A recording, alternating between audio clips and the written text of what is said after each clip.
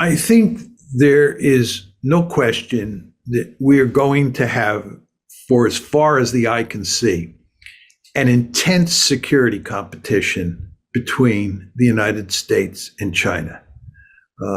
And I believe that there will be crises along the way, crises involving the South China Sea, the East China Sea, and Taiwan. I think that's unavoidable.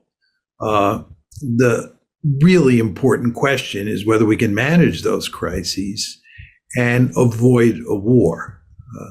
I think a war over Taiwan or even a war over the South China Sea would be a disaster.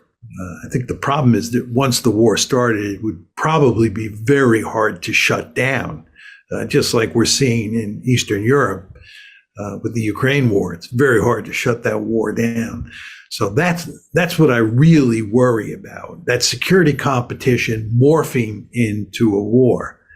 Do I think that with good management, we can, get through the next however many years or however many decades without a war? I think there's a serious possibility that that's true.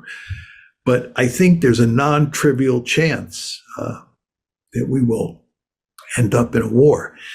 You want to remember what I said before, John. The problem in East Asia is that it's easy to imagine a conflict in the South China Sea or in the East China Sea or over Taiwan, or even a conflict up in the Himalayas between India and China. It's much different than during the Cold War, when it was really hard to imagine fighting a war in Central Europe because it would have been so horrible. So my point again is the fact that, you have these scenarios that, could very well happen that are not that horrible, not as horrible as a war in Central Europe, makes one very nervous. Now, a possible counter to that argument is, look, we live in a nuclear world, and even a minor conflict in the South China Sea or a minor conflict over Taiwan runs the risk of escalating to the nuclear level. And that threat should go a long way towards preventing a great power war in East Asia. I think that's an argument that has a lot of punch. I don't dismiss that argument for 1 second, right? The presence of nuclear weapons makes war less likely. But again, you can even imagine a war in the South China Sea where nuclear weapons are employed, because those are nuclear weapons being employed out in the ocean. And that's not the same as nuclear weapons being employed in Central Europe or being employed on the Chinese mainland.